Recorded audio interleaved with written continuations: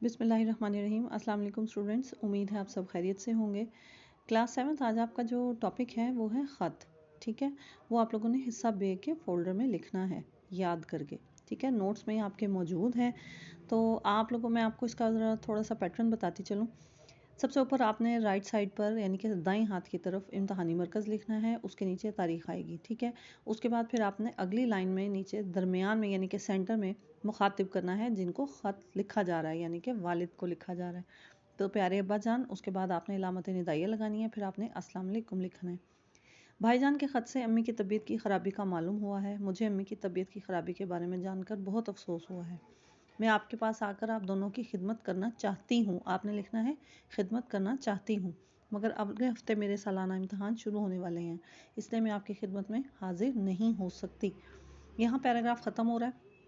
उसके बाद आपने दूसरा पैराग्राफ शुरू करना है।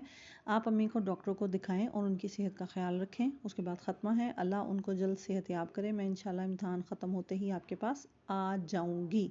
आपने लिखना है आ जाऊँगी। ठीक है, उसके बाद नीचे वाली लाइन में आप देखें, अम्मी जान की खिदमत में सलाम और छोटे भाई को प्यार। फिर उसके बाद आपने राइट साइड पर यानी कि दाएं हाथ की तरफ अगली लाइन में आपने वस्सलाम लिखना है। ठीक है, और उसके बाद दूसरी तरफ जो है वो आपकी प्यारी बेटी आएगा। ठीक है, आपकी प्यारी बेटी। ठीक है, लेफ़्ट साइड पे आपने वो लिखना है, नीचे हमज़ा छूटिए बढ़िए। ये आप लोगों का ख़त है। ठीक है, उम्मीद है आपको समझ आ गई होगी। आप लोगों ने इसको याद करके और पैटर्न का ख़ास ख्याल रखना है। शुक्रिया।